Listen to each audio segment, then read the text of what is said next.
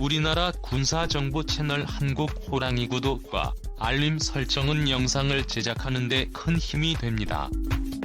현대시대의 강대국 한국 같은 나라들이 KF-21 보라매라고 불리는 강력한 차세대 전투기 개발에 나서는 가운데 미국은 어서 빨리 새로운 결단을 내려야 할 것이라고 주장한 군사 전문가가 나와 화제를 모으고 있습니다.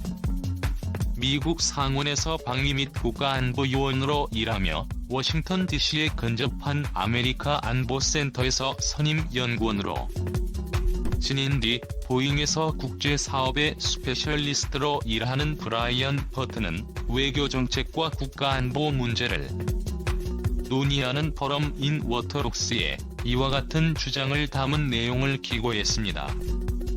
그의 주장을 간단하게 요약하면 이렇습니다.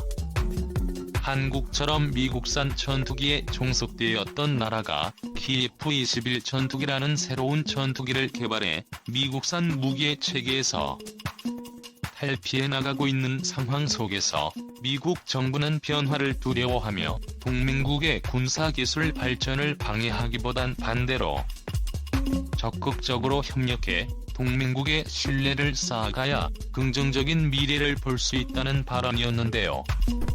그의 말처럼 실제로 미국은 한국의 KF-21 전투기에 4대 핵심 기술을 이전해준다면서 말을 바꾼 적이 있고 록히드 마틴 역시 KF-21 전투기가 새로운 해외 수출의 경쟁자로 등극하게 되자 지난 날들을 후회하기 시작했습니다.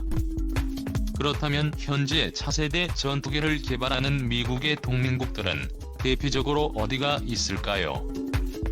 미국의 국방비 증액 요청에 부응해 영국과 프랑스, 독일과 이탈리아 그리고 한국 등 미국과 친밀한 동맹국들이 국방비 증액에 동참하기 시작했지만 문제는 증액된 자금이 미군을 보완하기 위한 전력 강화 목적이 아니라 독자적인 전투기 개발 프로그램으로 옮겨가고 있다는 점입니다.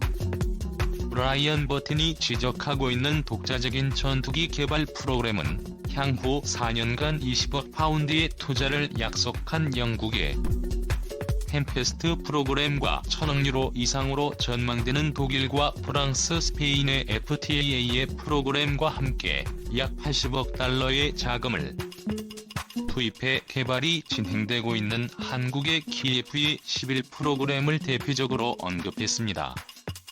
브라이언 버튼은 미국의 동맹국들에서 진행되고 있는 이 같은 전투기 개발 프로그램들이 성공한다면 동맹국들은 미국산 전투기를 굳이 구입하지 않고도 적절한 군사적 능력을 독자적으로 확보할 수 있을 것이라고 평가하고 있습니다.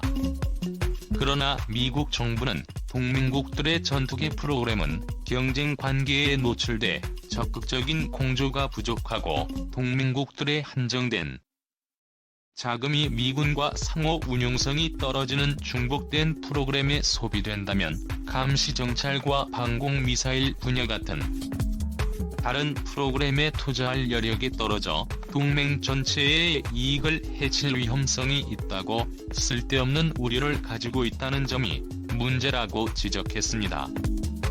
이에 반박해 브라이언 버튼은 이렇게 말했습니다.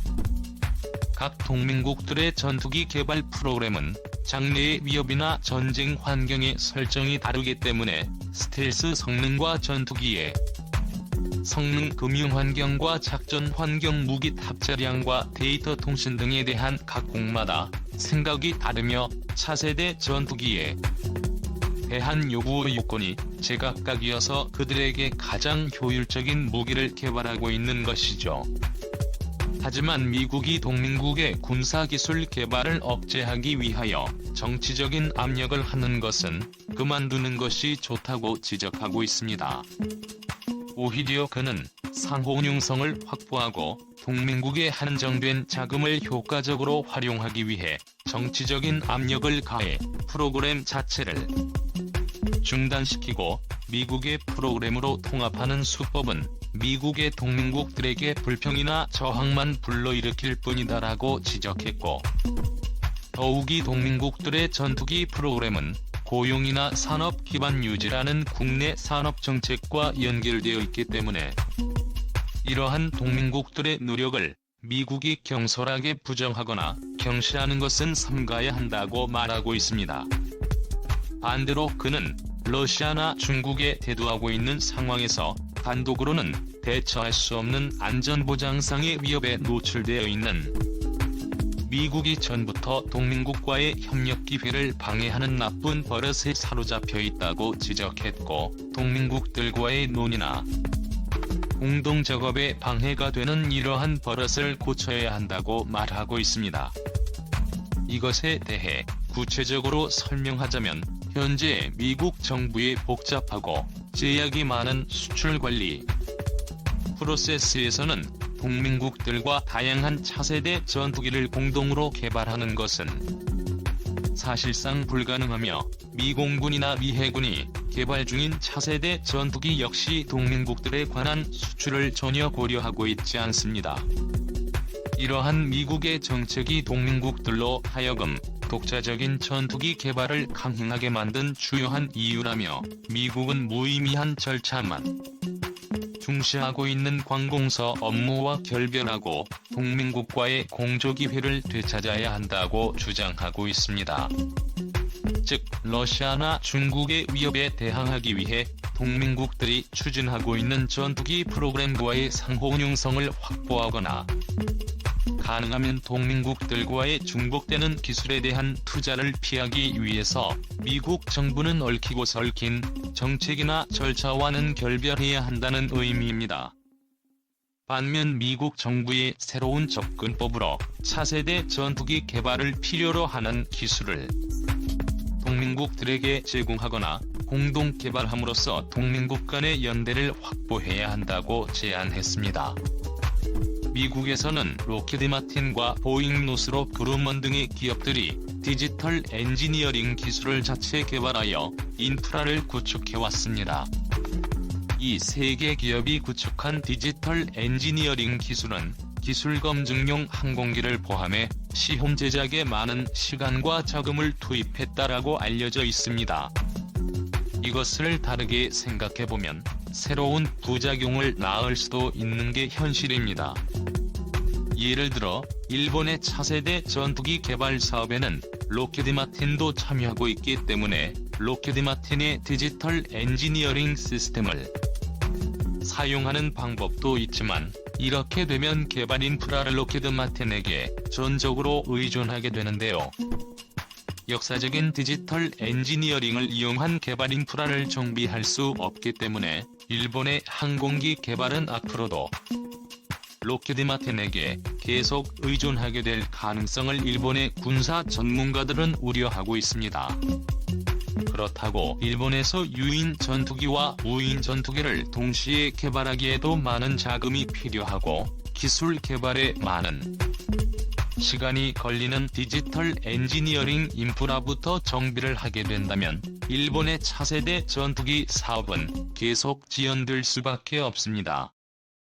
현재 일본의 차기 전투기 개발은 미쓰비시 중공업이 전체 개발을 주도하고, 미국의 로키드 마틴이 전투기를 구성하는 각 요소의 인터그레이션을 지원하는 체제로 진행되며, 주요 부분 중 개발 위험이 가장 높은 엔진 부분은 영국과 공동 개발하여 실패의 위험성을 줄이려고 하고 있습니다.